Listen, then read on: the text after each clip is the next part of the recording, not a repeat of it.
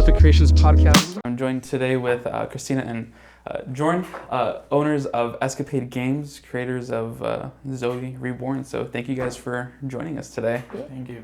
Awesome. Can you kind of walk us through just how you got into escape rooms? Together, honestly. Well, I started playing my first escape room with just a group of buddies, and it was a lot of fun. And me and my buddies ended up playing like probably about 3 or 4 escape rooms. And then one day, one guy in the group couldn't come for some reason, and so I had asked Christina if she wanted to come join us as our 4th person to go play this escape room. And she's like, sure. Like, I've never played one before, all right, but let's sure, go. I'll go play one. And so we played this one. It doesn't exist anymore. It was at a company called Escape Pods in Chino Hills. And he had like I think it was a Pharaoh themed room, right?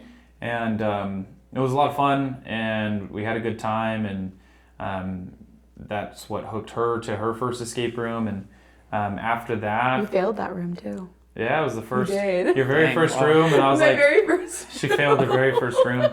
Yeah. But even then, even failing though, we were really close to the end. But even failing, we were still pretty hooked on it. And I think that night we decided to go play another escape room. We did, yeah, the bank one. Oh, right. Yeah, we played some bank one out in like... Yeah, there's an escape room that was a former bank. Oh, wow. And then they turned it into an escape room based around a bank. Yeah. So it was cool. Like, the atmosphere was exactly like you felt like you were in an actual bank. Like because the you were. Stations and yeah. where the safe was going to be is like where they put the final piece you had to get to and stuff like that. So it was actually pretty cool. Yeah, that's awesome. Yeah, we played those. And then from there we just kept playing escape rooms, and most of the time it was just the 2 of us. Yeah. Sometimes we would find groups or we'd have friends who wanted to go play, but for the most part, her and I just started playing a bunch of escape rooms by ourselves.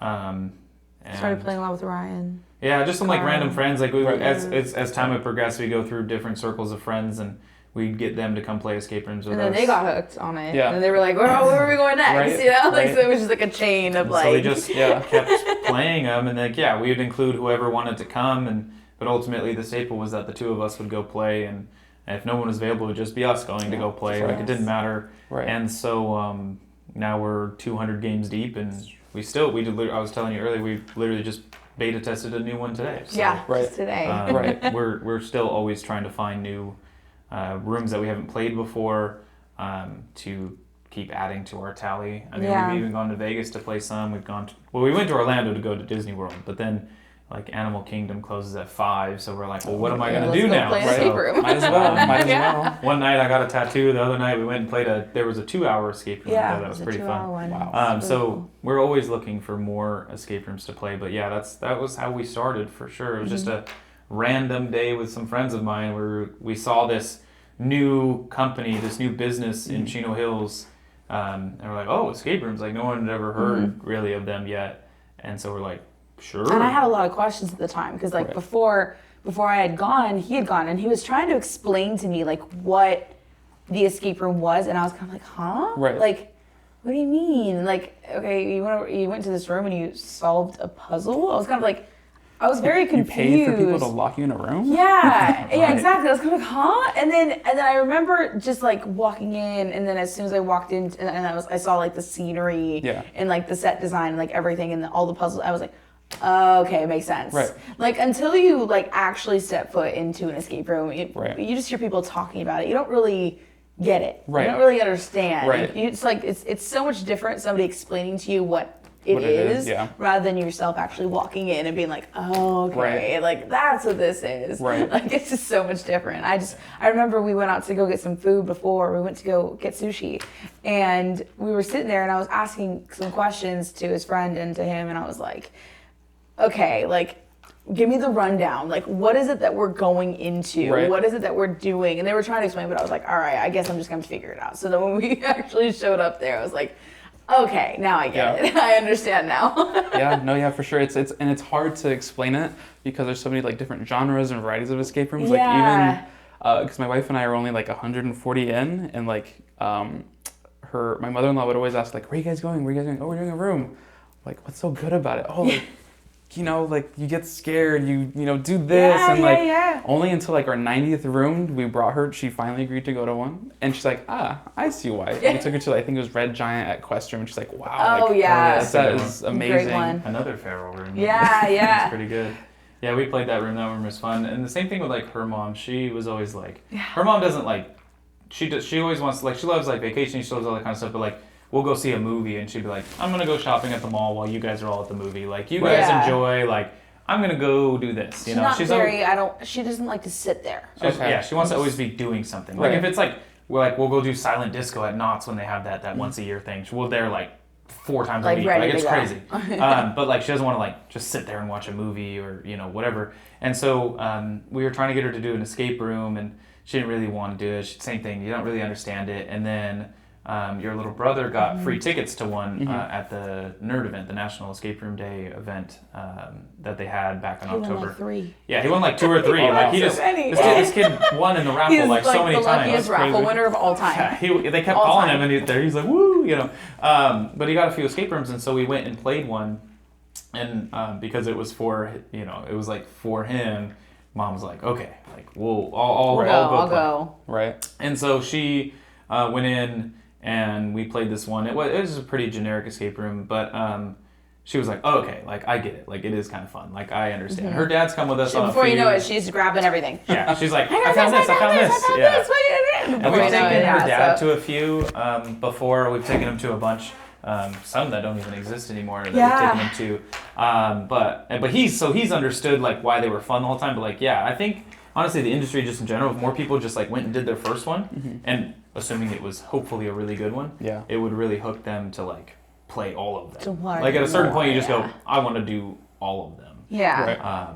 Kind of like everyone's been to a movie theater and they've seen a movie and they go, the next movie, that one looks really good. It's like the same excitement for a good movie. Yeah, it's like same excitement for a good movie is an excitement for like a new escape room or just another, a new escape room to you.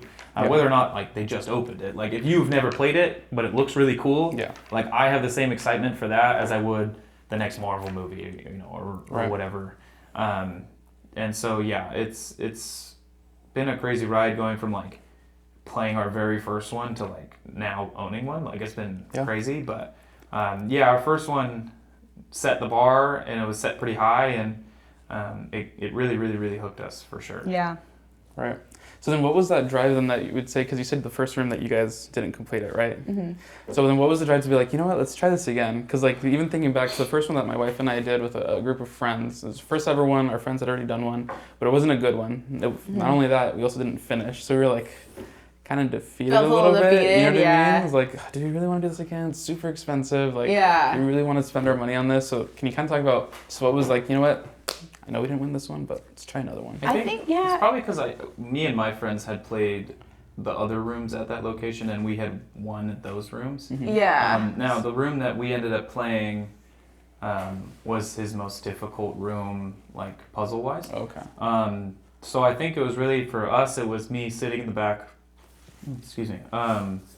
being like, no, it is a lot of fun. Like, we won the other 2 or 3, like, it just wasn't our day. Like we got to go play another one, because I knew what it felt like to beat it, and so I think she still though also had enough fun during the process. Yeah. That me being like, okay, we were so close. Like we definitely could have done it had we seen this one thing or whatever. And like it was, for me personally, I didn't think that maybe because like I had so much fun doing the room, but like I knew that there were different themes out there. Right. And so, like, I wasn't necessarily discouraged because I didn't finish this room, because I wanted to see rooms with other themes as well. Like, I wanted to just, because I'm a very scenery person. Like, I walk in and I like to feel, I mean, you can see here, like, immersed. I want to feel super immersed. Right. So when I walk in, I want to feel like I'm actually in that place. Right. So, like, I think from going from that feral room to walking into the bank room next and then finishing that room was, like, the perfect thing that we did. Right. It was like the right move. Like I'm so happy that we did that. Because then afterwards I was like, now I feel accomplished. Right. Now I've seen 2 different types of different escape rooms and different elements, and it just sealed the deal for me. Right. No, yeah, for sure. Yeah. So then where along in your guys' journey, like how many rooms in where you came to the conclusion of like, hey, I think we can do this. I think we can, run a room. 20 rooms in. Yeah, 20 rooms in? yeah, we were pretty early on. 20 we were like, rooms in, we this. wanted to do it. And I remember spending like a couple weeks seriously going through all the numbers on what it would cost, what it would take. And I was looking through, because you can buy pre-built rooms from Eastern Europe. And I was looking through this website where they sell them, and I actually found one of the rooms that the escape pods in Chino Hills had. It was on this website. And I was like, oh, that's pretty cool. That's where he got this game from. It's probably where he got a couple of his games from. So I was like, oh, that's pretty cool. I was like, so we can do something like that, just a different theme. They had so many to choose from. And so I priced that out, what it would cost, what it would take, what renting a space take. I'd submitted inquiries on that. I had a friend of mine, he had family members that built websites and ran websites for people. So I was literally sat down in a meeting with them. Yep. They created me a mock website to show like what I wanted. And like I did all of that. I did all of that just to see what it would cost. And then, yeah, the number was way higher than I could afford. And so then I started looking at like business loans and all these different things. And then life got in the way, which is, I mean, clearly it's been fine, but life got in the way of doing that for a little while. But it never discouraged me from wanting to own one. Okay. I just didn't have the money to open one. Right. And I didn't necessarily want to take out some ginormous loan to be able to build one, because these pre-builds are pretty expensive. The pre-builds By the time that when we started expensive. looking at this time, we were probably like, what, 23 years old? Yeah, like 22 We or were 23. young. Okay. At 22 and 23, you're not expected to have Yeah, opening a business type money. Right. Yeah. So I was more of like, pay my rent and my car But payment. it gave us a goal. Right. It gave us like that goal of like, okay, you know, we still want this. We might not be able to right now. Right. But we still definitely want to someday. Right. Yeah. And it gave it, and by doing all that previous research, by doing all that stuff, we already have that knowledge now in the back of our heads. Right. Of like, okay, we already know like what we can do in Right. order to get to that place. Right. So, you know, like after time and time, you know, through it, just, you know, getting more involved with doing escape rooms and talking to owners after the game. Yeah. Like there were so many owners who were so open about like, yeah, like here's what I did, this is what I did. And they were a little bit older than we were. At the time, usually, I mean, probably anywhere between our age to like mid 30s. Anybody that we had spoken to, so they had a little bit more knowledge than us, a little bit more, you know, on the business side. Like they were more experienced. They had a lot more rooms under their belt. Right. Like they had a lot more rooms under their belt. Like some of the, you know, escape room owners that we talked to were like at, you know, 400 yeah. rooms, and I'm like, okay, you have a lot of experience. I'm still a baby in the community. I'm still learning. Right. So but we knew what we wanted. Yeah. We just didn't know exactly how to get there yet. Okay. So I'm glad that we started the research when we did, Right. because it helped us, you know, so much, you know, for our future. Right. So I think that just helped out a lot. For sure. So can you walk us through like on how you got to where you are now, right? Where you have your own escape room and you're opening more escape rooms. Well, to make it long story short, I had a friend of mine who was a receptionist at a music studio that I worked at. And we just got into conversation about escape rooms. And he was like, oh, I'm actually looking for a second job. I have an interview with an escape room out in Fullerton. Have you played the game? It's called Zoe. And I went, yeah, I played that game. I was like, that's awesome. Right. And he was like, yeah, I have an interview out there to be an actor game master. He was like, I'll let you know how it goes. And I was like, yeah, that sounds awesome. They'll definitely let me know how that goes. Right. And some time had gone by. I was going through a little bit of a phase of like, I was teaching music to kids. Okay. And I went through a phase of, even though I loved teaching music to children, I wanted to do something for myself. Right. I wanted to do something for me. Right. And we were in a lucky enough position where he was working a full-time job and to where I could say, hey, you know, I know this sounds crazy, but would it be okay if I quit my job out of nowhere? Right. And took like 2 to 3 months to myself and figured out what I want to do. Because right now I feel like I'm so lost. And I was like getting that mental drain. I was getting depressed. I was just not happy. Right. And it was nothing to do with like, because I loved the job that I had. I genuinely did. And I still love and care about where I worked. Right. But I just didn't feel like it was for me anymore. And so when I came to him with that, he was like, what? Like, Right. what do you mean? But he was like, at the same time, he was like, okay. Right. He was like, if that's what you need, Right. that's what we'll do. Yeah. Because it's that, as we're married, we were best friends before we were even married, before we were even a couple. Right. So we have that understanding of like, sometimes there is that 80-20 that's needed. Right. And so when I took that step and that leap of like taking a step back, I was trying to figure things out. I did a lot of research. I was like, okay, what can I do for me? Maybe something within music, maybe we can get back onto the escape room track. And I remember sitting there and we were gonna go play Dystopia down in, where was it, San Marcos? Yeah. Think so? I think so, that direction. Yeah, it was that direction down there. And we needed a fourth person to play the game. Ah, okay. And so we couldn't find anybody. And so it was like, well, I have this friend at the music studio, and I know that he liked escape rooms, so I'm gonna call him. Let's see if he wants to come. I know it's been like 2 months. He might not remember me, but Right. I'm gonna give him a call. So I gave him a call. I literally called him. I was at Stater Brothers, and I was like, hey. And he was like, oh, hey. He was like, I haven't heard from you in a while. And I was like, yeah. I was like, how are you? We caught up. And we were just talking about everything. And he had said something to the effect of like, I can't go, but actually, are you looking for a job right now? And I was like, kind of am. Like, I was like, yeah, actually. Like, and so when we were sitting there, I was like, well, I'll go. I'll give it a shot. Yeah. So I remember it was like that night. We were watching my little brother. Yeah. No, I We just ended looked up it not too. I going think it because was in I San couldn't Marcos. find a fourth person to go play the game that night. Yeah. So we ended up not going. But he was like, if you can't find a fourth person and want to head down here tonight, I'm on shift. Come in. We'll play the game, and then we'll do an interview with the owners via Skype. Yeah. And I was like, okay. Right. That's awesome. I think it was San Marcos because we went down there another time. I looked it up. Oh, you looked it up? Yeah. So it was, and then we ended up going to go play later. But it was so like, okay, like, all right. Right. And so we literally went down there that night. We played Last Experiment and Zoe. I'd already played Zoe before. Okay. But I got to play it with Andrew, who is one of our employees still today. Oh, wow. Okay. So, and he's phenomenal. And he's great. They asked, we want to do like more aggressive stuff than we've done before. Is that okay with you guys? And I was like, we were like, okay.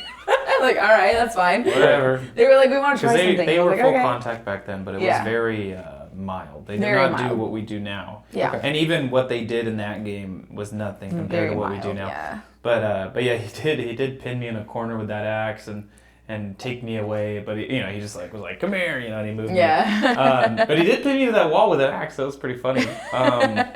Yeah, but we literally went down there that day, and then something in me was just like, you need to do this. Like, you need to go for this. I was like, I know it's crazy going from, this big girl job working, as a music teacher to now working as a game master in an escape room. But like, this is what's going to make you happy. Right. And after talking about it together, he was like, let's do it. Yeah. If that's what you want to do. If that's what you want to do it. Yeah. You're like, I'm not going to hold you back from that. Right. I was making enough money at my job. Yeah, so. and we were Made no stable difference. enough to do that. Right. Thank goodness we were, because if we weren't, I probably this might not have worked out the way that it did. I work extra hours. But Yeah, and not only that, but I literally opened up my full availability and said I'm willing to be here like every day of the week. Right. And it worked out. So I was thrilled to be there, and the more that I was there, the more I realized how much stuff needed to be fixed. Right. And how much of it really needed to be worked on, because nobody for it was there for almost 7 years. For the last 5 years, really put effort into that place. Nobody took care of it. They just let the holes be holes. They let the damage be damage. They just let the damage be damaged. Nobody wanted to fix anything. And if they did temporary fixes. They didn't actually fix anything. They did some janky stuff. Yeah, dude. really, really, really bad. Where I had to fix it. I went in. I was like, what yeah. So I told Jorin about it, and I was like, look, this escape room is falling apart. I was like, I need your help. And he came in as a volunteer and spent days there. Right. Days just fixing everything. Just brought in all of his tools and patched stuff, fixed stuff, drilled stuff in, whatever he could do in order to make it work. Yeah. They literally had a camera that has the bezels that tighten to like hold it in position. They didn't know how to do that. So they took like literally, I'm talking like 30 feet of fishing wire to hold it up in the position that they wanted instead of just tightening the bezels. Yeah. Like it's just, you could do it. You don't need a tool. You just do it with your hands. And they were holding it up with fishing wire. Like this is the kind of stuff I was like, what do you guys like? And it wasn't them. It was whatever previous staff had been fixing over the years. But I came in. Everything was like that. Everything was held together with duct tape and fishing wire, and some stuff was just falling apart. There's holes and everything. And so, I spent lots of time fixing as much as I could. I couldn't fix everything. There were some things beyond repair. But majority of it, I fixed it so that it would keep working. Yeah, to keep so the game operating. Keep working. Right. And he volunteered a lot of his time there. I at least was on payroll when I was paid. Right. And but he strictly volunteer. Like came in just because he genuinely saw the place and knew that it needed love and care. Right. And cared about the place because I cared about the place. Right. And then eventually he then cared about the place by being there. So it was like a stepping stones into the business side. Yeah. After a bit, the guy who was my friend, he ended up leaving. So when he left, he ended up going to work somewhere else. And so then, I had already gotten a pretty close relationship with the owners at this time. Mm-hmm. And they had approached me with the manager position. And this was pretty soon after me being hired, like 3 months in. Wow. Yeah, like really quickly. Mm-hmm. Yeah, like maybe three to 4 months? 3 or 4 months. Yeah. Something like that? They did have a quite high turnover rate for most. They did, yeah. Okay. So when employees left, they were very quick to put somebody else in charge. Right. But there were other staff members that were there for longer than I was. Right. But I think it's just because I was in constant communication with the owners of like, hey, there's this. Hey, there's that. Hey, one of your employees got hurt on site today. Here's a picture of her black eye. Like, I made sure to keep them in the updates of things because they genuinely had no idea what was happening. They genuinely had zero idea of what was going on, and they were used to it. They were used to just not even being told anything. So when I started, saying, hey, this is happening. Hey, this happened today. I think that they started to trust me. I established that trust from the beginning. Right. So that part was nice. And so when they did promote me to manager, it gave me that sense of like, okay, now that I'm the manager, I'm going to actually officially hire him on because he's been putting in a lot of effort and work to, actually be paid. But then you made me act. Yeah, I did. Because one of the qualifications of working there is you have to game master and you have to act. And you have to act. I'm not an actor. And the reason why is because if the actor gets hurt, if something happens, then the game master needs to be ready to swap out so the actor can sit down and game master, and the game master has to go into act. But you just made me act all the time. And so I was not he good. had to go in. I was not good. He had to learn. Eventually, I was decent. Where's the blade? A damn accent. No, but when he's scared, some weird country accent comes out. A country accent comes out all the time. That's true, but it was really, really really bad? Yeah. That's good. It was really out there. It was in character. Yeah, it was on so purpose, funny. Of course. So now it's like a whole running joke of where's the blade? Yeah, no, but I ended up being at least semi-decent. Definitely not good. He got much better. I was better than when I started, but I definitely would never have considered those myself. first couple of games were man, it was rough. I was so nervous. I was so because I don't act. I get Yeah, stage he's fright. never I don't even acted. I don't like giving speeches. I have stage fright. I would never, ever. She's a singer. She'll do karaoke. Yeah. She's literally never gotten me up to do karaoke. Not once. Yeah, never. We've been on a 1,000 cruises. He won't do it. She's offered everything that you could think of under the sun to try to get me to do it. She'd be like, I'll let you play video games for as long as you want forever. Nope. You ain't get me up there to even sing Tequila. I'm not doing anything for karaoke. So I I definitely didn't like acting, but I ended up being somewght okay. You got a lot better. I was better. Okay. I'm definitely not even on par with anybody who we even have now, but thank God, because I was bad. But I'm glad that we did it, because then I also was able to gain an appreciation for what the actors do. Yeah. Because it's a lot. It's a lot, and working in the dark, appreciate going their back hard and work. forth. Right. You know, just being comfortable with touching people that you don't know. Right. You know, like there's a lot to it. Yeah. You know, that there's, and a lot of like just comfortability wise that they have to feel while acting, and or things that they're gonna say, do stumbling over their words, improv. What happens if somebody says something to you? What are you gonna say back? You know, so there's a lot of moments that, and I think that you started to get the hang of it. Like I would say about like maybe a month in, you started to get it. Took a while. It took a bit, but he did start to get it. I can do repetition. I can copy things. I can recreate things. I'm not very artistic or imaginative. I don't have that hemisphere going for me. My stuff's all logic and repetition. So it's like, if I saw someone do something or I heard someone repeat something, I could be like, oh, I can do that. Yeah, or like, exactly. I couldn't come up with it on the fly. They'd say something, I'd be like, focused on. I got nothing. But the thing is that so at one point you and Avi were the only Uncle Roberts working there. He had really nothing to like really work with. So I would go in and I double act, because I worked at Scary Farm for 4 years. Okay. So I have a background in scare acting, and like have a real genuine appreciation for scare acting. Yeah. I also did acting as a kid, and like with my background in music, I'm very comfortable in front of audiences and stages, and like I'm very comfortable. So instilling that into him was like, it's like bringing a horse to water, where it's like, bad. You can do it. Like I'm giving you the foundation. Shoot. He's just like, and I'm like I said, I'm very so stressed, repetitive. So like when I go to do something, like I can repeat the same process 1,000 times perfectly. But then like 5 minutes before a game would start or something, she'd be like, "This game, I want you to do this," and I'd be like. And then so like in our first scare, she wanted me to say something different, and I would go out for the first scare and I'd try to say the thing that she wanted, but I'd never practiced this before, so it was like all bad, and it just didn't sound right. It got to the point where he was talking in his sleep, and he was saying the opening scare speech because like in his sleep, because I'm just so like stressed out over it, because I'm just like, stop throwing stuff, and I know we went back and forth because I was like, stop throwing stuff into my head right before game starts, because I'm not gonna be able to. I'm not gonna be able to do it. What are you doing here? I'm like, okay. He's all my jobs, I've always talked in my sleep.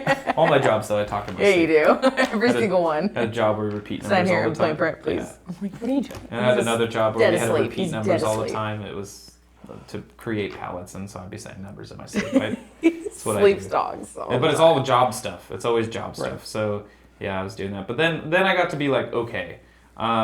Somewhat decent. I had faced almost every possible thing someone could say to me during a game, and eventually I was like, all right, like I'm okay at it. I'm okay. And so yeah, but the point of it is that I gained an appreciation for the craft of scaring people and understanding what scares people, what doesn't, what makes people want to be afraid, and things like that. For me, I've never been like someone who's been overly afraid of stuff ever, especially after doing all this nowadays. Especially, you can't scare me. Yeah. You can make me jump all day in a movie. Jump scares, yeah. You get me in a movie, a gunshot could go off. I'm not expecting it to jump. But, and then you make me jump because you jump. But I don't get scared, so sometimes it's tough for me to like see what, like, oh, how could this be scary for somebody? And then I watch a game and go, oh, that's how it's scary. Mm-hmm. But it gained an appreciation towards scare acting and moving forward, what we want to do to scare people and to continue to give a unique experience here, because I know that we come up with a lot of crazy ideas, and I know some people try to use those ideas, but sometimes they just don't translate as well because they're not doing it the Zoe way. So excuse me. So it's tough because but I've learned like what the Zoe way is because of my experience doing that and being the actor and doing things like that. I was able to learn the Zoe way, so when we came over here and she was throwing all these crazy ideas out at me, I'm like, all right, well, how do I wrangle this in to make sure it's still the Zoe type scares? Oh my God, she had so many. But how do I create Zoe type scares that she wants? Because she's very good at creating Zoe scares. but also safe and fun for everyone. Because trust me, some of the ideas she came up with, they were not safe at all. They were crazy. But we wrangled them in. I'm learning too. Yeah. I'm learning. She threw some stuff out there. She's like, what if we got a taser gun? I'm like, you can't tase people with a taser gun. Extreme mode in Halloween. Why not? And I'm like, dude, like you can't be doing that. If we leveled it out correctly and made it so that it wasn't as strong of a shock, that's not how it works. It would be fine. But anyway, people would pay for it too. Right, it'd be great. People would pay for it. People would be like, what? Across the room. That's what I'm saying. Just shoot them. Yeah. But anyways. No one's safe. Right. No one, like they're just... Extreme mode in Halloween. Double so extreme. That way, naturally extreme mode, but then there's an extreme Cop mode. taser level.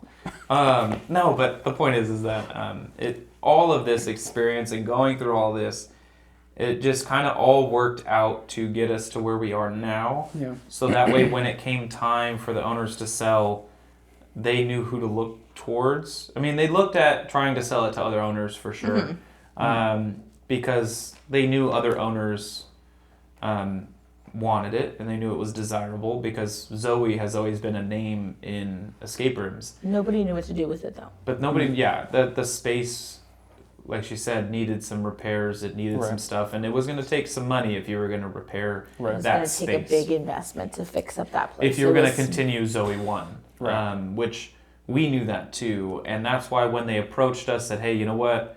You guys have kept it going for a really long time. You gave us the most successful October the company's ever seen. It was the best October, the most money that the company had ever made was when we were in charge of it. Even when opening. Right, like even their first year didn't compare. Even their first year didn't compare. We doubled their first year. The October when we took over with the first year introduced. Our October was double what the company had ever made. In that one. Like that 1 month was double any other month the company had ever been open. So because I approached them with using the shock pen, and originally they were completely against it. They said, no. That's not the game. That's not the game. And I said, look, I said, this game has been here for almost 7 years. Yeah. It's time to change. Right. And I have a way that's safe, that's controlled, that's not a cop taser, that will give a shock. Right. It's stronger than a carpet shock, but it's just a shock. Right.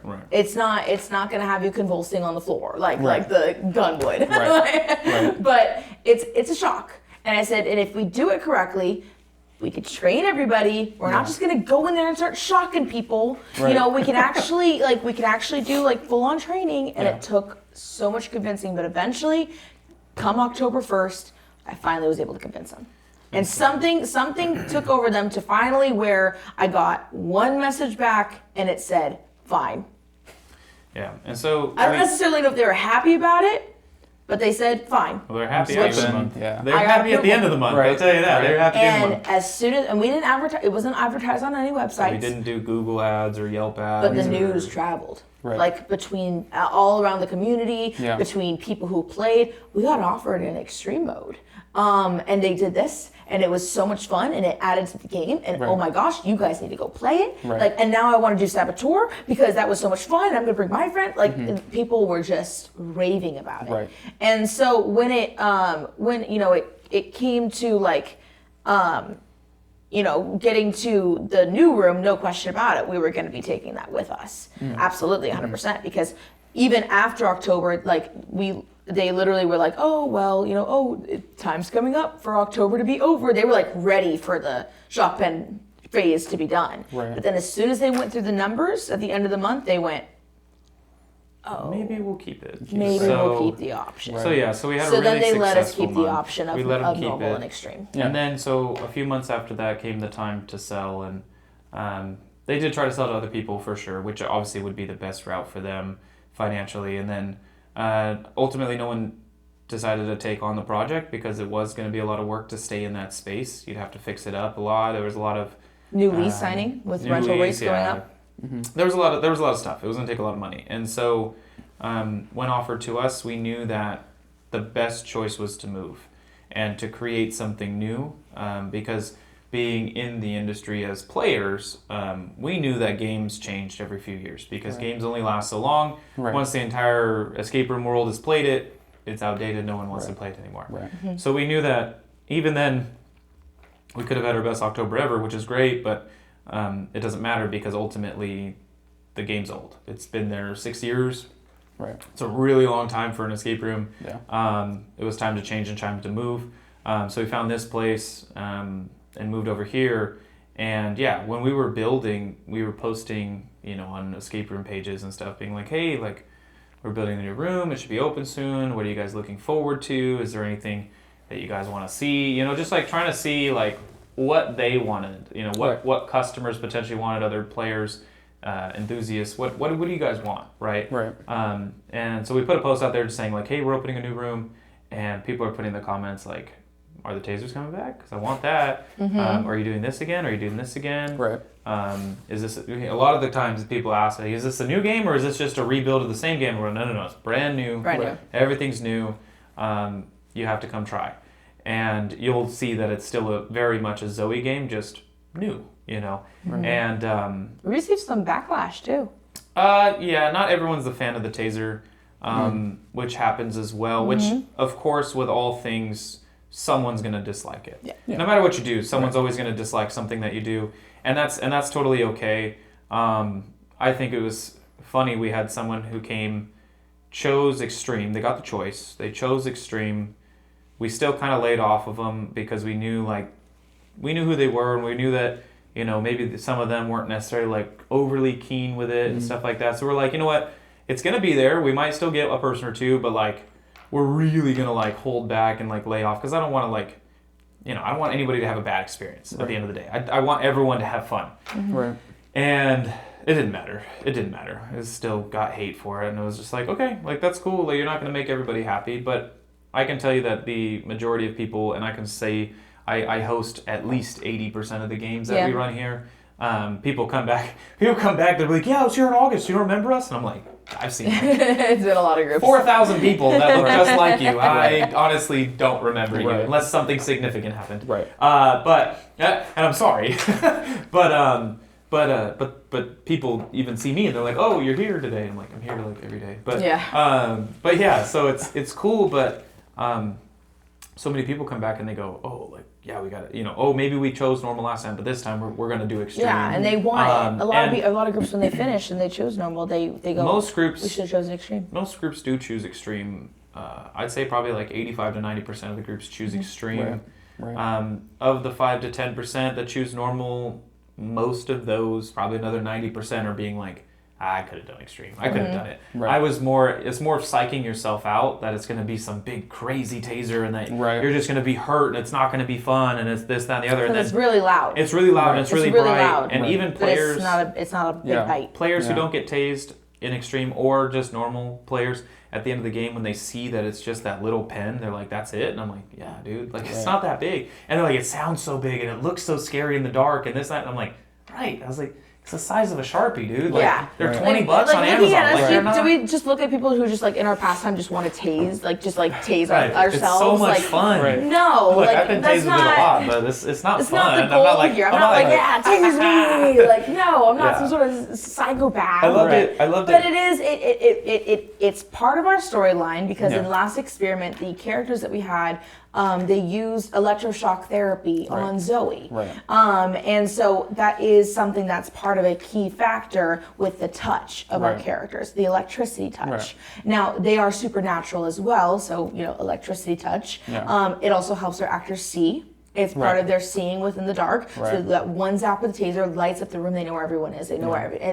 it's not only to help them within the character, but it's also to help to keep them safe. It's practical. So that way they know where people are. Hey, I'm not going to trip on anybody. Because some people like to lay down in the middle of the floor. When they're scared, they'll just lay down in the middle of the floor. That wasn't me when I played it. Right? Oh, no. That never happened. I was just like, oh, snap. Imagine if an actor tripped over you. Right. Like, that wouldn't. Kicked you in the head. Yeah, and that wouldn't be safe for my actor. That wouldn't be safe for you. That Right. wouldn't be safe for anybody. So having a light source on them while working in the dark and adding to their character, it makes it, that's why we offer, that's why we tell everybody, even in the normal mode, no, it won't be used on you, but it will still be active within the room because either way, my actors need to have that pen on them. Right. And it's still scary. Right. Yeah, and it's still and just the terrifying. sound is a scary sound, but a lot of people say, well, it's the taser that makes it scary. No, it's not. Play normal. Play normal mode. The taser's not touching Taser's you. You're won't not touch you. getting tased. Like, it's not that. Play normal mode. You're still you're going to be safe, terrified. Right? You know you're not going to get tased. But the thing is that also you got to remember that our actors work in less light than the players do. All the time. My actors almost never my actors are never in a room that has light until after you're already out of it. Right.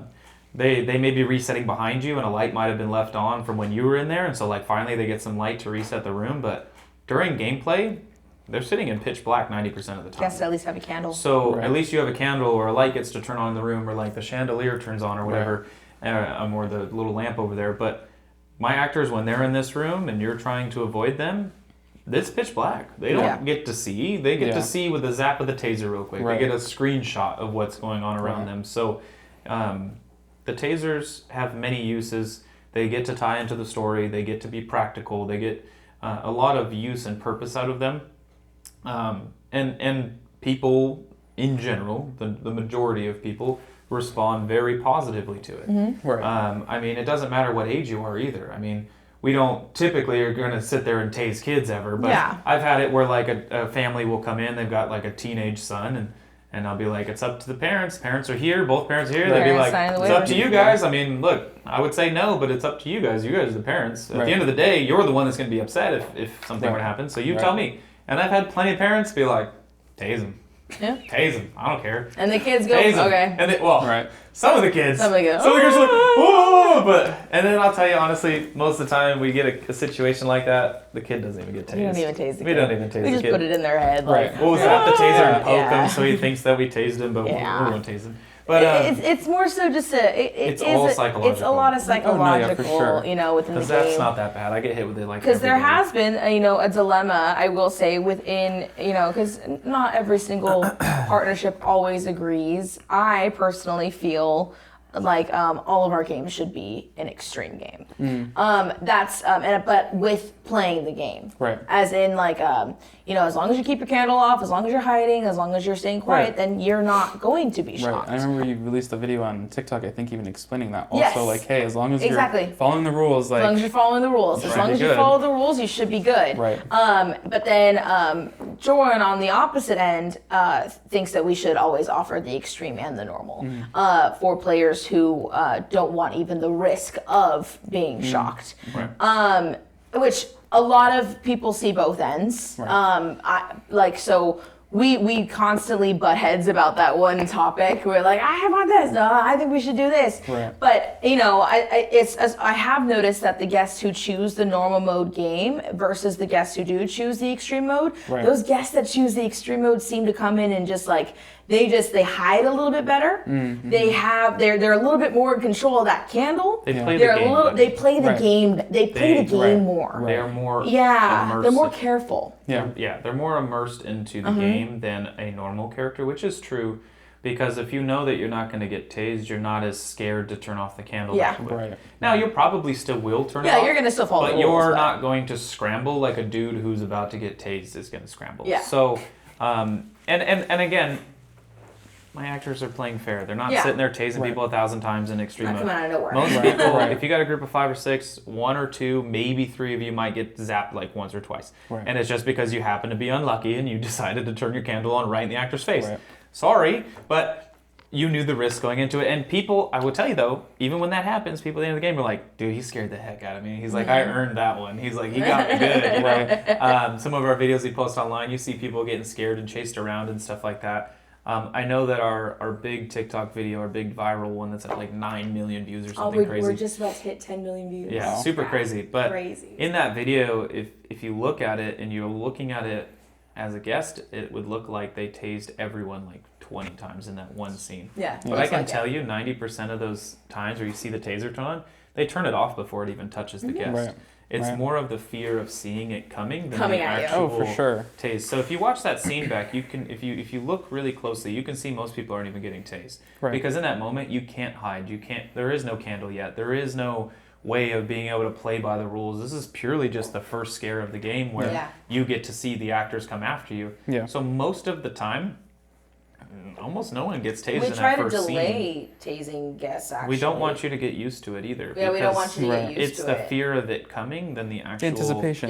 It's the drive here more than it is playing the game. Right. It's the waiting in line for the roller coaster rather. But then once you're on the roller coaster, like, oh, this is actually pretty cool, you know. You know, and so it's the anticipation behind it. We've had guests who come in and then after the game they'll ask us, they'll be like, "Can I try?" I taste a lot of people after the game. And then we'll zap and they'll be like, if I would have known that this was this, I would have played the extreme mode. Right. And we tell people before the game too, but it doesn't matter. We tell them it's a little bit sharper They're than so a carpet convinced. shock, Right. but they're so convinced that it's going to be so painful. Right. And it's really not. Like, it's, Right. it's on They're such like, a it's low going to be so bad. And I'm like, voltage dude, that have you been shocked, like, with a carpet shock? Like a static shock? Like with your socks on a carpet? Like that. But like a strong version of that. Like you really charged it up. But like that. Like you laugh when you do that to somebody, and it's like, and you know they're not hurt. They're just like, it's a pinch, and like and then you move along. that's it, and you move on. And so that's what it is. And so we definitely get in the community of escape room people and escape room owners and things like that. We definitely have had people raise concern about it or be against it, but ultimately we know what we're doing. Yeah. We know our customers, we know our demographic. People have enjoyed it. People have responded well to it in general. People get the option. So when we do get people who are like, I don't want to be tased. Okay, cool, no problem. That's literally, I don't care. Like for me, I know that you can definitely get an enhanced, better experience by choosing the extreme mode. But even in extreme mode, I've had whole groups never get tased just because they played the rules so well that they didn't get tased at all. It just raised the stakes for them. That's all it was. It raised the stakes. And I always said it too, is it's like, if you're in a horror movie and you get caught by the monster, they're going to kill you. You're dead. We've had people upset at the end, like, I didn't even get tased once. Right. You're like, good. You played the game well. You played the game. You survived. In a horror movie, if you get caught by the monster, they're going to kill you. Right? They're going to stab you, you're going to die. But in this one, instead of dying, you get a zap. And then you can kind of recognize it that way too, is like, if I get zapped in this game because I left the candle and because I screamed with him standing 2 feet away from me, yeah, I would have died in that horror movie. You would have the answer to the age-old question of, would I die in a horror movie? Yes, 100%. Right. You would die. Yeah, they definitely caught you. You screamed like a little girl because someone popped out of a corner. Yes. Yeah. You 100% would die in a movie. Yep. So, and that's okay. It's just, this is what the game is. And because of the overall great feedback and things like that, it's let us build this game and run this game successfully enough that now we're able to turn around and build 4 new rooms. Now, 3 of them are not going to be scary. They're going to be family friendly, 2 to 4 player rooms. 1 of them will be scary, just like Zoe. If anything, I want it to be as scary as Zoe, but in a smaller environment. This escape room is massive. When you say scary though, do you mean like full contact also? So we've gone back and forth because we haven't built yet. We start building on the 1st. All the rooms. And we've gone back and forth. I think what we've kind of landed on is we're going to offer a normal and extreme again. But for this one, it's going to be normal and extreme. Normal is no touching, no contact. Okay. Extreme will be full contact is where I think we've landed. For the taser thing, like I've done it. So the thing is, if I turn around and do that again to another escape room, if I turn around and go, oh, I built another escape room with a taser in it, you're going to just be like, the same thing. It's just Zoe. It's just another Zoe game. And I don't want to build another Zoe game. I want to build. I have Zoe game, and I have a different. I want to show that we can do a different kind of scary, but still just as scared, just in a different way, with a different theme. Okay. And so we'll still offer that, but our normal extreme for that one will be contact, no contact, which I think would then also opens up a whole new open more demographics for us. That's kind of what the whole point is, and that's why we go back and forth about here whether we should have a normal mode or not. Is I go, okay, well, the demographic of people who are wanting to be tased is this much. People who don't want to be tased is a bigger number. Right. People who don't even want to be touched is a bigger number. So it's like, if we can make every level of scary, then we should attract all types of customers. Unfortunately, in Zoe, there is no contact version. There is that one part. There is elements of our game. There is a part where a couple parts where they have to. Right, exactly. Because it's a part of what we do, which you've experienced it, so you know what couple parts I'm talking about. Yes. But there's a couple parts where we have to, because it's a part of the scare. It's what the next thing is. And so we want to cover all layers of scary, and then we want to also move into non-scary rooms, because Escapade in the past has always been known for trying to do scary. Right. They've never done family friendly. Even Last Experiment was more of a teen room. Teen, scary, spooky. Okay. Yeah. Whereas Zoe has always been like more like R-rated scary. Right. Right. But they've never done like a family-friendly game. And so because now that we have the reins of it, we would like to build those family-friendly games and kind of cover all aspects of games. Yeah. To make sure that we can have a game for everyone. Right. Because A game for everyone and all of that, but stepping stones for guests as well. Yeah. To where they can come and play a family-friendly game, and you can come play our Let's have no this and this and contact this. Right. horror your room. camera screen is weird. I don't know what that says, but The space. That's okay. We still got this one. perfect. Sorry. No, yeah, I thank just you. saw the screen. It was like a picture of us, and now it's a black screen. Okay. Yeah. So now they Sorry. can come and play a non-horror room, and then lead into a horror room that's no contact with the Right. scare actor, and then they can lead their way up to playing Zoe. Right.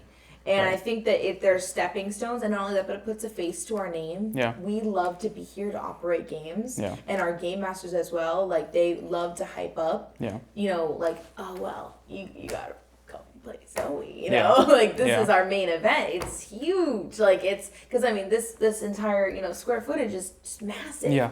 You Yeah. walk in here and it's like, what other escape room has this much space? Right. This is a main event. This is a main Yeah. attraction. Yeah. So when it comes to guests, getting their foot in the door with and being able to talk to us about it, be like, it's scary. Don't get me wrong. Like it Right. is scary. It's gonna be scary, but it's fun. So make sure you bring a really fun group with you Right. because you're gonna laugh and have a great time. Right. And then afterwards, you get to buy your footage so you can show all your friends Yeah. like, when you were scared. Yeah. And it's so much different looking us up online than it is talking to us. Right. Going it's scary. Don't get me wrong. Like you're gonna be scared, but you're gonna have so much fun. Like Right. it's so much fun. Bring a You fun read group. online like scariest escape room ever, voted #1 scary. This, that, Yeah. and the other. Like, But they actually have having somebody be tasers, like, yeah, it is. yeah, but we put it's the word fun. taser because it freaks you out, but it's like, Right. again, that's the conversation we have to have in person before every game is people hear taser and they automatically come here right as soon as I greet them at the door. Do you have pop tasers? Are you using cattle prods? Are you tasing as much as 17th door? Or are you Cattle prods McCamey is number Manor? one. Yeah. They love saying, McCamey, asking yeah. if we're McCamey we're Manor. McCamey Manor, where they literally torture people. And I'm I'm like, not waterboarding dude, anybody. it's like, dude, this is a game. Right. You're here to have fun. At the end of the day, this is still an escape room. Right. It's an immersive theater crossed over with an escape room. Right. We have puzzles, we have different Yeah. things throughout the escape room to help you leave room to room to room to Right. room to room. We are an escape room. Right. So when, guests, they do get a little bit confused. Like, is it just a haunted house? Is it, and then I tell them it's a 100-minute immersive horror Yeah. escape room. Yeah. That's what we are. And when people walk into the door and they see our front door and the whole, outside of the house, they go, whoa. Right. Like, oh, this is cool. Especially newbies. Right. When newbies. Especially the first thing that you have to do when the game starts tends to throw people off quite a lot. Yeah. Just seeing the change that all of this goes through. You think that you're doing one thing and you turn around and go back and you're like, well, that's not what it was. Yeah. And even when they just walk into this room and we first get the lights on, because when you first come in here it's pitch black. Yeah. But then we get the lights on for you and they start looking around and they're like, this is a huge room. Yeah. Wait, he said there's 10 rooms in here. Ooh, there's a lot more to go. Right. And this is a huge room. And Right. so people come through and they're like, wow, this is a lot of space. And we get owners, we get enthusiasts, we get everybody to come through. And if I know like they're an owner, we know that like we've known a bunch of enthusiasts who have like 400 or 500 games in belt. We know them pretty well. Like we're honestly, I consider us friends now. Like we talk pretty decently.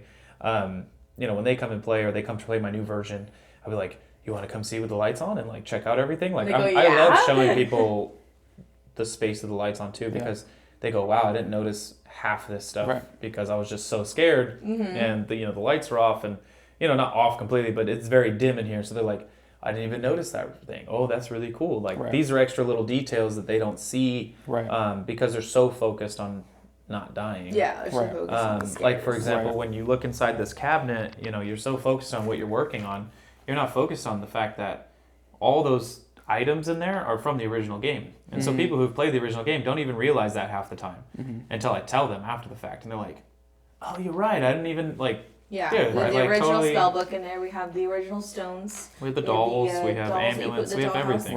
The amulets, The the blade. key, Right. in the fireplace. We have The blade the for the blade. final of the game. We have the original Zoe doll that was in the cage. It was like nearly decapitated. Yeah. Yeah. I held it on with zip ties for so long that it's nearly decapitated. But it's all in that cabinet, in the memories cabinet, and Right. it ties in. So I wanted to have little pieces like that throughout the room because that room meant so much to me. Yeah. And like shaping of our future that like we needed to have something as like an Yeah. homage to the original. Yeah. We needed to have that for us, and I'm so happy that we have And that. that's why there's that furniture in cabinet over there. almost every room that's from the original. Almost Yeah, every the room. original fireplace from Original the original fireplace. location. We've got the dollhouse in there. The sink's the same. The orange desk in the study is the same Yeah, orange desk. just- All the VHS tapes on top of it are from Last Experiment. Little pieces. Cage Little- room, little- the chair little and things, the you know? shelf. Right. The chair and the shelf in the cage room is from Last Experiment. Like there's stuff. Almost every room. Yeah. Almost every room has Yeah. stuff from the original Little game. pieces of Just so home. people who have played the original can see it and be like, oh, it's pretty cool. Yeah. But I think even those people who have not played the original game can still have a huge kick out of it because we go over the story. So that way you're not missing, even if you didn't get an opportunity to play the first game. Because I've had plenty of people that are like, oh, this is a sequel? Where can I go play the original? And I'll be like, doesn't exist anymore. Right. Yeah. Right. I go, well, don't worry though. It's like the story, we catch you up on what happened last time versus today, why you're here today, and all that stuff. So people still get to experience it and not feel like they're missing anything. But those who have played the original get like those little Easter eggs all throughout the place of like, oh, like I remember that. That's from this. Oh, I remember that. That's from this. And so, it's pretty nice. And all that work, I feel like really paid off because we've had so many good reviews and so many people, not just like online. I mean, like just honestly, like at the end of the game, they'd sit there and they go, geez, man, like this was really cool. Whether they played, this is their first escape room or this is their 500th escape room. Right. I've had all levels of escape room players come through and they go at the end of the game, they're like, wow. That was so much, like it was just so much to Playing process. different renditions of the game too, and Right. the Zoe that was in Vegas, the Zoe that was here. I guess there was a pop-up Zoe out in Vegas as well. Like there's so many different things involving Zoe that and people just the care about. renditions of this Right. game. I mean, we opened in August with some set of puzzles, and then Christmas we changed puzzles, and then after Christmas we changed puzzles. Well, actually, August, and then October I changed a couple puzzles. Then Christmas I changed to Christmas puzzles, and then January when we switched back to Zoe I changed puzzles again. So Right. I've had someone here. I've had a couple groups that have come for every rendition of my game already. Right. So they're here every other month playing the game Right. to try and play the new version. Oh, there's Right. new puzzles, there's new costumes, there's new sounds, there's music, new music, there's Right. new everything, and then Because that's something that's important for me is, with a musician background is one of my things that I studied was music therapy. Yeah. And it's what makes people feel emotions with music. Yeah. And so when collaborating and creating the music, I knew that I wanted adrenaline pumping music. Yeah. And I knew that, what I liked personally. Yeah. So in our game, there's a lot of video game music. You'll notice a lot of video game music. You'll notice there's a lot of string work as well. There's a lot of stuff that we found that are random animalistic sounds and stuff that we blended in, especially during Krampus. We blended in a whole bunch of animalistic sounds in order for Krampus to have his you also character. added the Taco Bell dong. We did. So at the end of Krampus, when the clock had struck midnight at the end, we had the dong. Oh, that's funny. They just they messed with how it sounded, so you couldn't so, tell it was Taco yeah, Bell. our employees but we love knew it He was does Taco music Bell. for Right. Christmas stuff, yeah. Right. Yeah, it didn't And sound like Taco Bell. You couldn't even get it to say it was he the same. down-tuned But it. we knew It it was. So we're like, every So time it's it just played, you'd be little like, funny- oh, Taco Yeah. Bell. Little funny That's funny. things within our room, So but I knew that I wanted to have adrenaline pumping music. A lot of our soundtracks now, we have a lot of stuff from Silent Hill and stuff, which is super cool, and the Silent ambiance Hill, music. Outlast, We have some Outlast. Doom, Slipknot. Yeah, Slipknot. We have some Motionless in White. We have Who else? We have some Sullivan King. Sullivan King, dubstep. That's his boyfriend. We're going to go see him in the beginning of March. He has a bunch of tattoos for his little That one and this one. He's a big fan.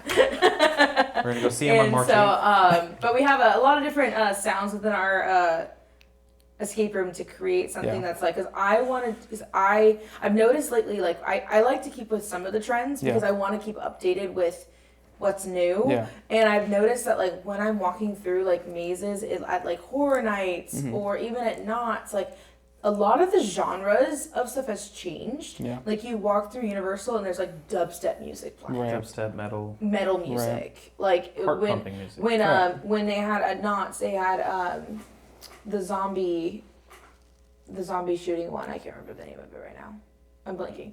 But they used to, and then they would play metal rock music throughout it.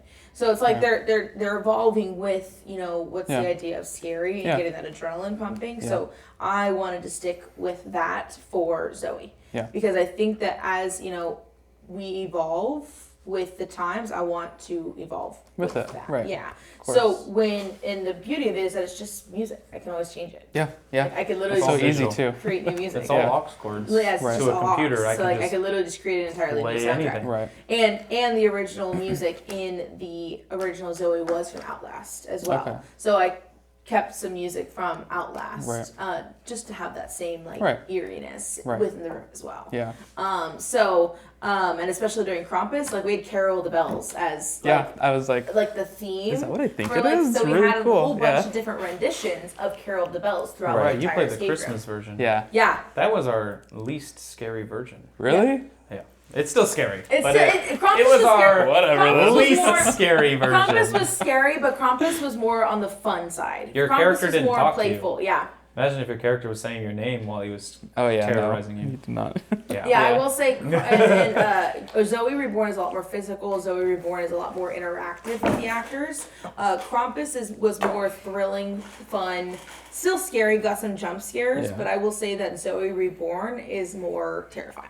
Right. So you're going to have to come play that version. Yeah. Oh, I definitely am going to here very soon with a fresh group of people that haven't played escape rooms before. Awesome. Oh, great. Yeah. Jump them in. Groups do that all the time. I get groups all the time. You'll see like newbies. It'll be like group of 6 or 7 and like half of them have played like a decent amount, like 20, 30, 40, right? And then the other half's like, this is my very first escape room. I'm like, this is the one that your friends brought you to? I'm sorry. To be fair, these are a bunch of juniors and seniors from a high school, just at the school that I work at, and we're doing our kind of like a senior California trip. And they've seen the video of the group that I played with Krampus, and like, I want to do that. I'm like, if you really want to, I know the owners that we can do it if you really want. The whole thing up. And they're super excited, and I know you guys have the Saboteur mode too. Yeah. Sure. It's fun. Yeah. We just brought that back. Yeah, we started doing that this month. That's been pretty successful. We wanted to get open and kicking first and get into the groove because we already were trying to train all of our employees with everything. And and the changes that go through. And all the we changes, changed it so many Christmas. times. Yeah. And so we needed to make sure we got the base game down. Because I can tell you, the first week that we were open, it was rough. First 2 weeks. Yeah, first couple weeks. It was pretty rough. I don't know if customers could tell too much just because like there was a lot of frantic scrambling in the back to make sure it was like basically perfect. Right. I think I only know one game that like slipped through, but the person who caused the problems is not with us. But for the most part, like, I don't think customers could tell, but we were scrambling everywhere. My actors were running everywhere. We wanted to make sure they made their cues on time. We wanted to make sure we played the sounds on time, and we were running everywhere. And so, trying to throw in a Saboteur right away on that would be, like, impossible. Like, there's no way. Like, we were so overwhelmed just to begin with. And but by postponing Saboteur. By waiting, though, we were able to get everyone trained. Everyone's super comfortable. Everyone could run a game without even blinking anymore. It's like, even though there are still... We have simplified it a little bit. It's not as complicated as it was, but it's smooth now. Yeah. Like, I can be like, all right, guys, we need to start a game in 10 minutes, get everything reset, we're going to get going. And they're going to go, okay. And then the game will go off in 10 minutes, and it'll be just fine. So that's a good thing we did. Because they're very prepared and they're very ready to go. And so when we did add the Saboteur to it, and we did our first Saboteur game, I think that the first Saboteur game wasn't bad. I definitely think that being that it was our first Saboteur game at this location, it needed some improvement, but by our like 3rd or 4th one, it was like smooth, seamless, and we're letting the guests act in the game. Where we didn't originally let guests act at the old location. We would only like kill them off, and then they kind of appear at the end, like holding the last piece. Now, we got a costume for them. We let them throw a mask, go in. Throw on a costume, go mess with them. That's cool. We give them a taser. We tell them not to tase anybody. I told them not to tase anybody. What you do to your friends is not my problem. I said don't tase anybody. But the thing is that they can go in and they go scare their friends, which is a very unique thing, I think, as well, that we didn't even do at the old Zoe. And I thought that would be an interesting thing. And we've had these two boys. They've brought us like 3 or 4 groups already to Saboteur. They're crazy. They're literally so fun. Like one Saturday they came. Their team tapped out, I think, in this room. Or no, the bedroom. Zoe's bedroom. They tapped out. They tapped out in Zoe's bedroom, so we didn't even get to take anybody yet. Dang. And so, or I think we took one, but like he didn't even get to go scare yet because they tapped out like right away. Yeah. And they were like all mad. They were like, "You guys suck, man. We were trying to set this up." And so they came back the next Saturday, saboteured a group. Sunday came back, saboteured another group. So like I don't know how many friends they have. Wow. Way more than I ever had. Yeah. But they saboteured they've now saboteured almost 30 people. Yeah. Right. And they said they'll be back again. And so they're having a great time. That's awesome. We ran a few more Saboteur games, and they've been going like smooth now. And that's even working with people who probably never acted in their lives. We just have them working side by side with our actor. Actor goes, hey, when we go to do this, you know the game. When we go to do this, the actor will be like, we're going to do this, this, and this. And then the person goes, okay. And then they kind of follow along with our actor's lead. And it's been really good. It's been really, really good. And so we're glad that we have that now as an option for guests. And any guest who has played with us since August 1st when we opened is eligible to come back and do Saboteur. So they definitely should come back and do Saboteur. It's a lot of fun. Prank their friends. It's super funny. We love Saboteur games. They're the best. Yeah, you guys definitely have an amazing game here. I'll be transparent. I was totally against tasers. I was totally against even doing Zoe, even in the original location. I'm like, never gonna do it. And then when David is like, hey, you want to talk to the guy that's running it, that owns it? And I was like, sure. And then when you're like, you know what, you should, if you want to come and do it, you'll do it. I was like, you know what, I'm gonna do it. Yeah. 100% worth it. Yeah. I don't. It is. It's no regret. It was. It's scary. Blown out of the water. It's so scaring amazing. about it is more is scarier than anything. You're going to freak yourself out worse than anything I can do. 100%. 100%. Because I can give you a show that is scary, but ultimately you can scare yourself worse because you know how to do that. Right. I know how to do what I do every single day. Yeah. And it's scary. Don't get me wrong. You're going to be scared when you play. Yeah. But you are going to freak yourself out 1,000 times worse than anything I'm going to do. And that's what I have to convince players of sometimes when we're outside. And they're like, you get that one person in the group that's just like, oh, I don't want to do tasers. I'm so freaked out. Yeah. Did you get shocked? I did. You did? Got shocked a few times and under the armpit where it hurt. Like. Oh yeah, under the armpit might give it a little. It was fun. They must have missed. They don't tend to go for there. Loved it though. No, it was totally like I was just like playing around. It's probably going for like shoulder blade or something, and then it just like whoop. No, but even then, like in that moment, that split second where you're like and then it's over, and it's like it's gone. Oh yeah. It's not like we're not getting a tattoo as soon as the pen's off. Well, without the. As soon as they put alcohol. The alcohol, on it. yeah. Then that stings. That hurts so bad. No, but yeah, like as soon as it's done, it's done. I mean, it doesn't linger. There's no side effects. There's no nothing. So I convince people there's always that like one or two in the group every once in a while that's like and I sit there and I can convince them and a lot of times too I'll be like, it's worth it. Do it. If we could start with extreme, and if you want to tame it back to normal halfway through the game, you can do that. So that's fine. Just let me know. And I'll tell you, like when they do that and they agree to extreme with the potential of taming it and putting it down to normal, it never happens. Yeah, it's never happened. We'll sit there and we're halfway through or they'll do first scare and everything will go off, and that one person we're watching them real close because I want to make sure that they're having a good time, and we'll be like, is everybody okay? Yeah. And that person's like, that was crazy, I'm like, all right, you're fine. You're gonna play now. You're gonna be good. It's just getting past that barrier. It's getting to this first scare. It's getting through it. Once they get to that first scare, and if you can make it into Zoe's bedroom, you should be just fine.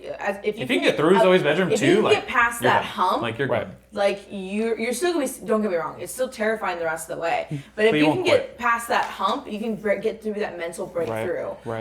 You can get through the first 5 minutes of Zoe's. Right. I think if you get through the first 5 minutes of Zoe's bedroom, you should be able to survive the whole rest For of the sure. day. Yeah. Oh, yeah. You'll be scared, but you'll know what it is, and you should be just fine. Yeah, because then you can get past that mental blockage of like, what am I supposed to expect instead of what is happening in front of me.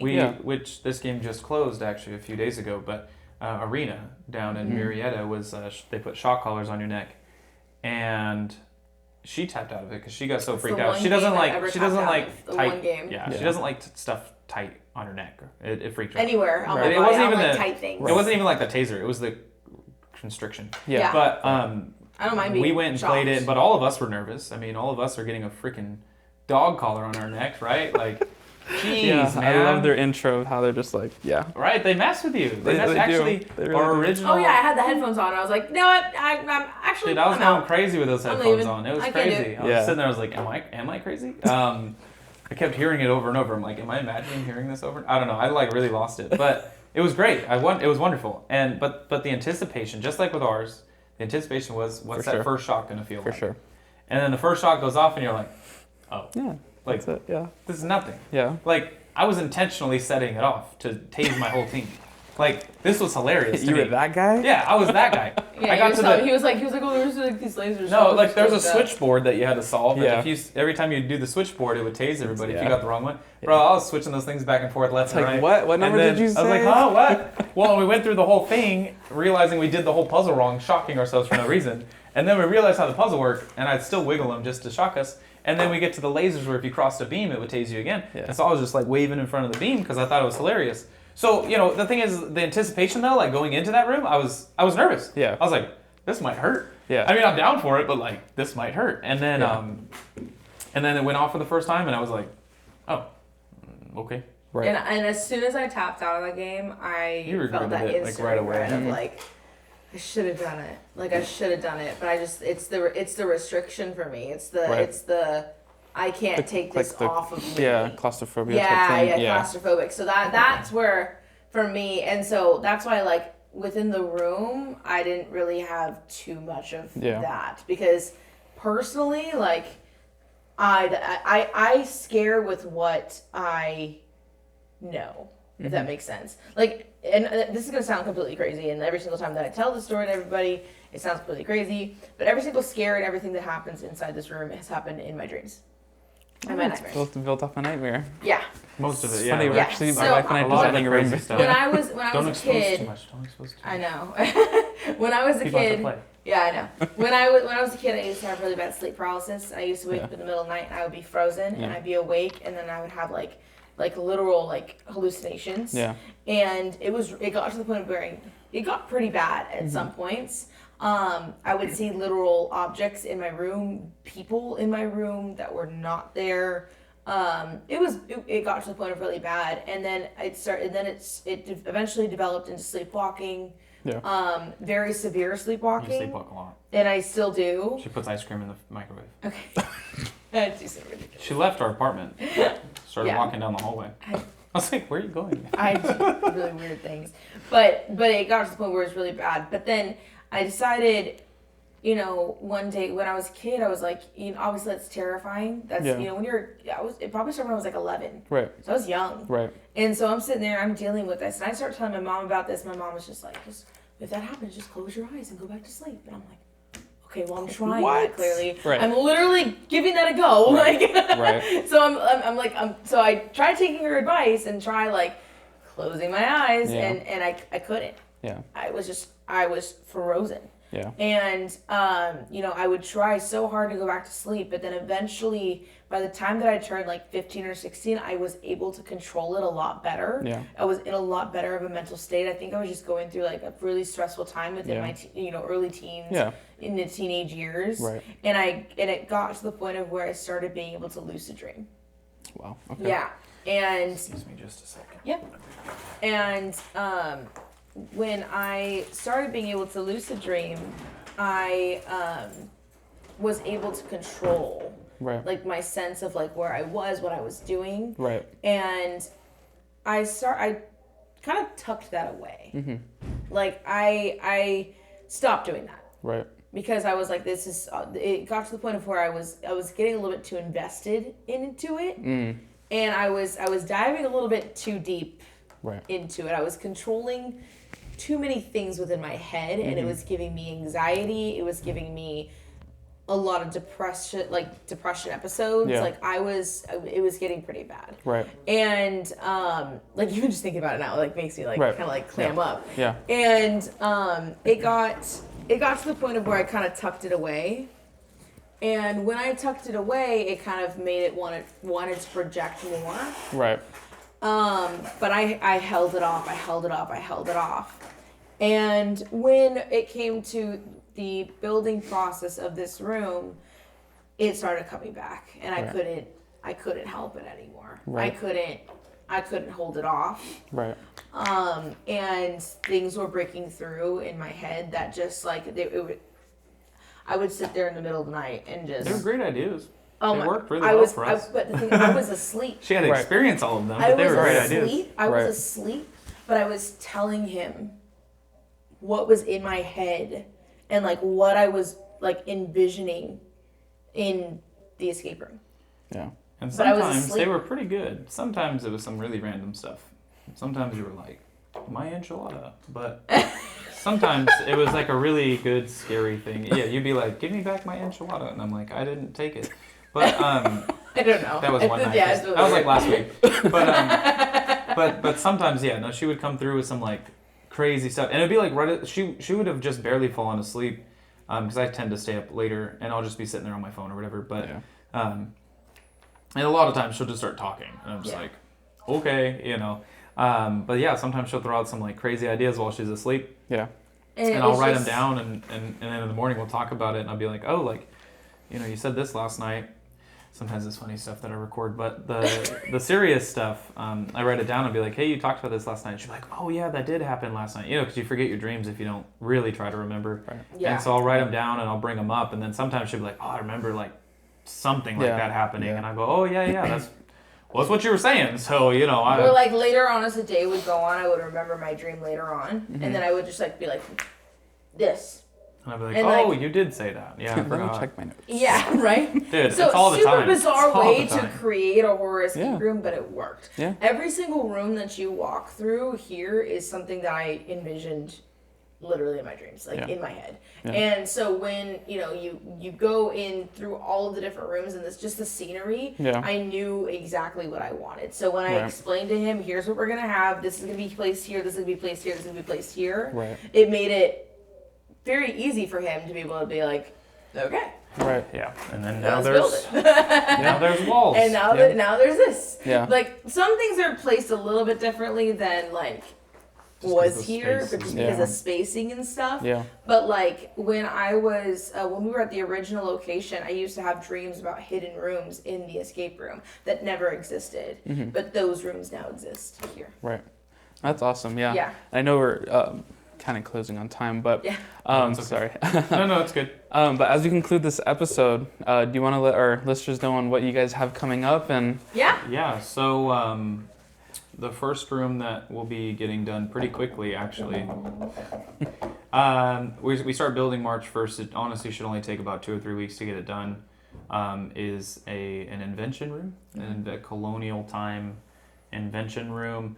Our business partner David has this room. It's a room that he had for a year back in 2017 to 2018.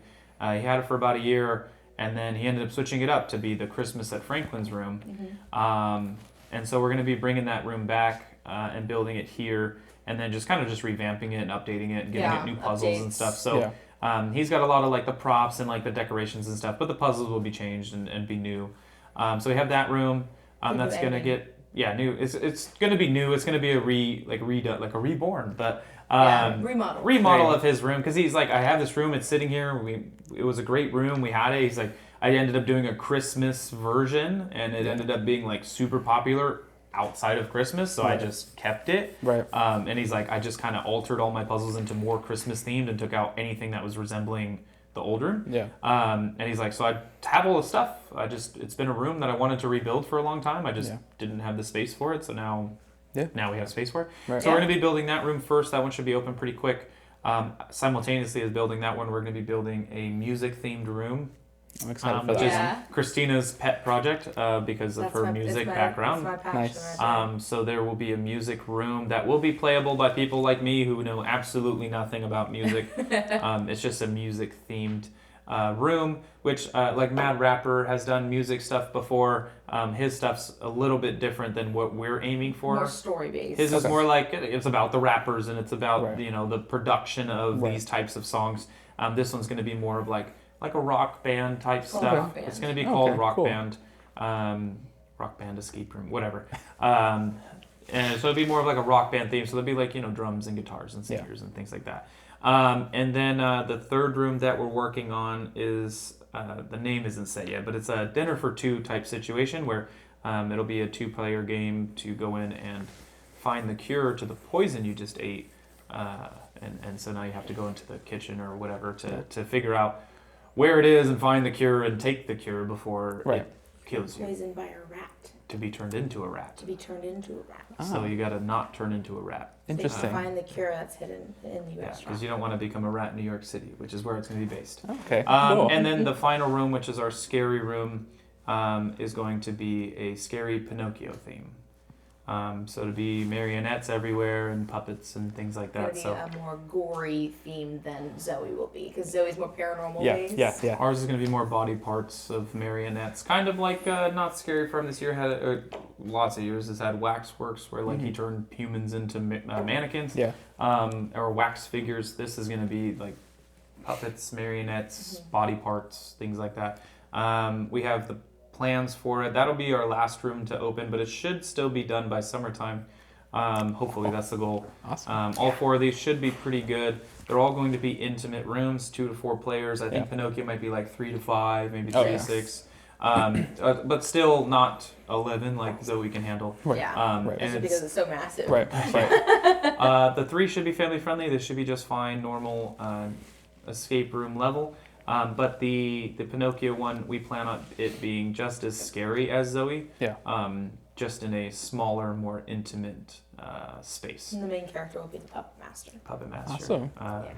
I don't know if the name Geppetto is copyrighted, so if it's not, his name will be Geppetto. There you If go. it is copyrighted, Pinocchio is public domain. Is it yeah, public domain? the name Okay. Pinocchio Has been is. since I just don't know 1948. if Disney came up with the name Geppetto, so I have to look into that. But the Puppet Master, the guy who built Pinocchio, is the bad guy. So Very cool. he's gonna be the bad guy in there. So all of our male actors will be the bad guy. Will be Puppet Master. I think that if we have female actresses in there, they could be like a marionette type puppet with makeup and everything. So those are our room announcements. That's what we have. They're going to be all very cool. Honestly, the music and the invention room should open like within a month and a half. Like guaranteed open, They're ready to already run. planned. Right. So we have about half the puzzles done for music.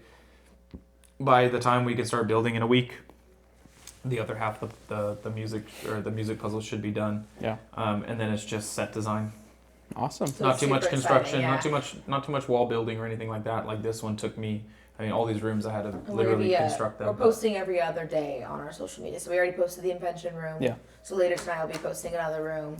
And then 2 more days I'll Right. be posting another room, and 2 more days we're posting another room. Awesome. We'll be able to post all those, and then they should be open pretty quick, because we're so excited to build them that we are putting all 3 of us, me and my wife and David, are putting all of our focus into these rooms to get them open super fast. Yeah. But also high quality like Zoe's. Yeah.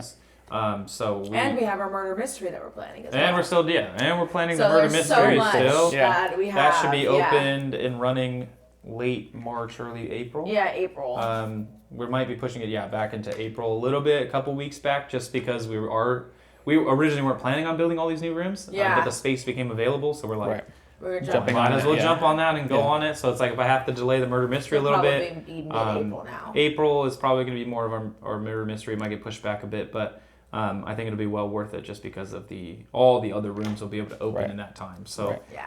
That's awesome. we got all those plans. We just did Saboteur. We got these 4 rooms. I think that's all of our big stuff that's new.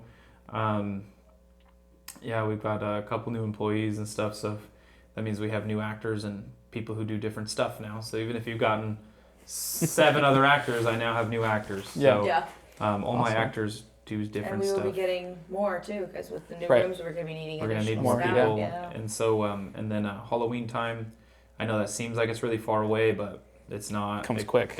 Years fly by now. So, Extreme yeah, October is extreme. I allow her to have extreme onlys in October, but yes, we do extreme in October. September, end of September, October, and early November we do extreme only. We don't give normal as an option. Right. And that reason being is to push people out of their comfort zone during the Halloween season. Yeah. You go to Knott's We still Scary play Farm fair opens. too, which we're not. Scary Farm opens on like the. Yeah. I think last year they opened on the 21st or something. So we opened on the 21st or whatever the date was. So we kind of match all the horror stuff, horror nights and Knott's. Whenever they open, we open ours. And there has been, even last October, there was a couple people who came in and was like I really don't want to be tased. I let them do normal stuff. And we'll still let them, but we're just not. It's not like we're not giving them the choice. The default is that, and then if they really raise a concern, they still can play normal. Or if there's the one person, we'll just be like, hey, leave this. We have reflective tape that we actually have put on a few people before, so that way it reflects in the cameras, so that way we know who they are. We had the first time we ever did it was for a pregnant lady. I remember you telling me that. Yeah. First time we ever did it was for a pregnant lady, she was way too pregnant to be playing this game, but she really wanted. It was her idea. She's like, I really want to do this. I'm not waiting. I had her sign the waiver and made sure that she did watch her. She was. You don't argue with a pregnant lady. No. If she wants something, she's getting it. Right. And it was her idea, so she said, I'm playing this damn game before the baby comes. Ready. And I said, okay. It's your choice. I'm not arguing with a pregnant woman. Hell no. So we let her play, and she had a great time, and she had a lot of fun. I was like, you better not go into labor while you're in there. She's like, no. She's like, I'm only at 8 months. And I'm like, put you in enough stress. That's going to be 9 months pretty soon. Yeah. But we've put reflective tape on some people to make sure that we know who they are and made sure to keep them safe throughout the game. Because we want everyone to have the best time possible. Of course. Whatever it takes for me to give people their best game is what I'm going to do. I would prefer people went out their comfort zones and did the crazy stuff and enjoyed themselves because I know they're going to have a good time. But ultimately, I'm not going to sacrifice someone's enjoyment just because I'm stubborn on how I want things to be. And it's like what I want is that people have fun. Yeah. And people tell their friends, and then they come, and then they have fun, and then they tell their friends. Yeah. And that's all I want. I don't care about whether or not they pick normal or extreme, or they did this, or they did this scary thing, or they let their other friend do the other scary thing. Like, I don't care. Right. As long as you come in, you have a great time, you have a fun time, you get scared. And you go home happy. And you go home. You tell your friends about it. And you tell your friends, this is the craziest thing I've ever done in my life, but it was so much fun, you have to go try it. Cool. I'm happy with that. Yeah. That's all we've worked for here, is just to make sure everyone has a really, really good time. Yeah. So that's awesome. And for our listeners out there, definitely make sure to check out Escapade Games and all their new ones that are coming out. Yeah, they're gonna be fun.